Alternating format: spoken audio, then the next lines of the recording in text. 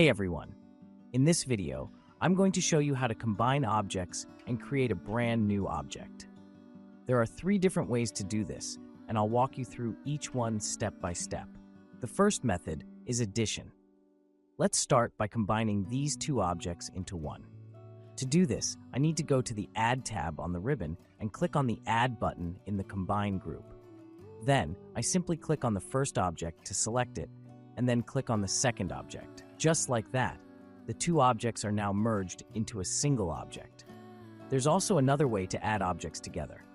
Instead of clicking on them one by one, I can first select both objects and then click on the Add button. This method works the same way and can even be used for combining multiple objects at once. Now let's look at the second method, subtraction. This lets us remove one object from another in 2 different ways. First, I can subtract the red circle from the blue rectangle.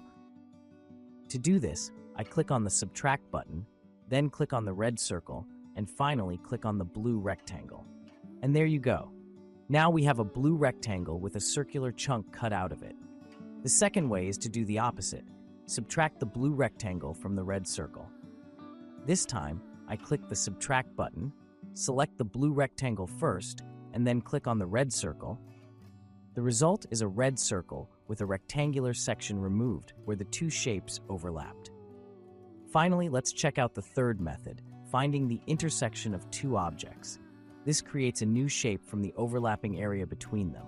To do this, I click on the Intersect button, then select each object in turn. As soon as both objects are selected, the software calculates the intersection and creates a brand new object. And that's it. You now know 3 different ways to combine objects: adding, subtracting, and intersecting. Play around with these tools and see what cool shapes you can create. Thanks for watching, and I'll see you in the next video.